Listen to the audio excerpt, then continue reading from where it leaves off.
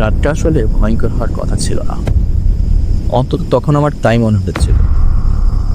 Train থেকে নামার পর ছোট্ট স্টেশনটা প্রায় ফাঁকা ছিল।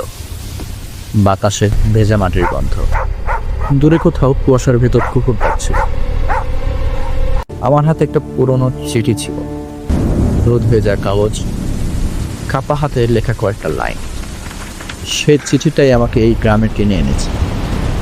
চিঠিটির শেষ লাইনে লেখা ছিল, আপনি যদি মানুষের মনের অন্ধকার বুঝতে চান তাহলে এখানে একবার আসবেন। আমি পেশায় মনোবিজ্ঞানের এক শিক্ষক। মানুষের ভয়, অপরাধবোধ, বিভ্রম এসব নিয়ে আমার কৌতূহলের শেষ নেই। তাই এটা আমাকে খুব আকর্ষণ করেছিল।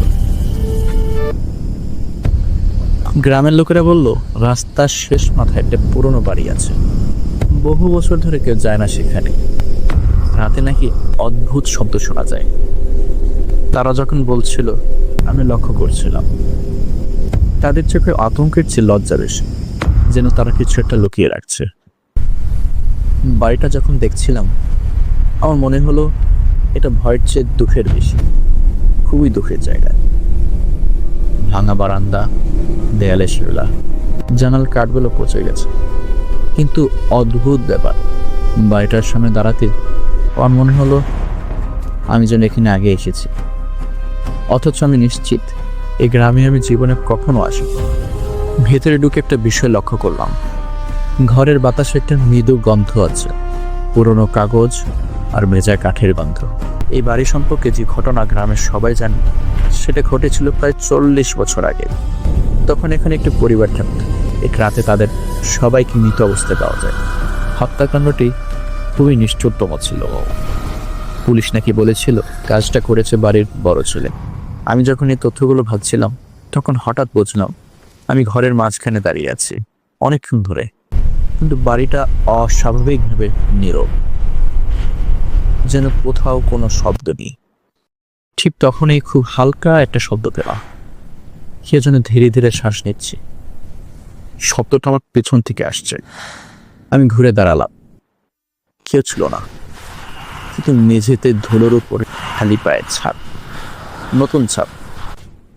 আমি ধীরে ধীরে এগিয়ে গেলাম, ছাপগুলো করিডোর ধরে ভেতরে ঘরের দিকে এগিয়ে গেলাম। ঘরের দরজাটা আধা খোলা। ঘরে ঢুকে প্রথম যে জিনিসটা দেখলাম সেটা আমাকে সত্যি থামিয়ে দিল। দেয়ালে কতগুলো নখের দাগ, একটি দুটি নয়, অনেকগুলো, যেন কেউ ভেতর থেকে দরজা আছড়ে খুলতে চেয়েছিল। আমার চোখের সামনে স্মৃতিগুলো ভেসে উঠল। যেন এই ঘরের ঘটনা আমি জানি। একটি আগুনে ভরা রাত, চিৎকার, আগুনের লেলিহান শিখা, আর একজন কিশোর দাঁড়িয়ে আছে বাইরে নিঃশব্দে, তার চোখ দুটো স্থির। আমি হঠাৎ বুঝতে পারলাম কেন এই বাড়িটা আমার এত পরিচিত লাগছে। কারণ চিঠিটা আমাকে কেউ লেখেনি, চিঠির হাতের লেখা আমার নিজের।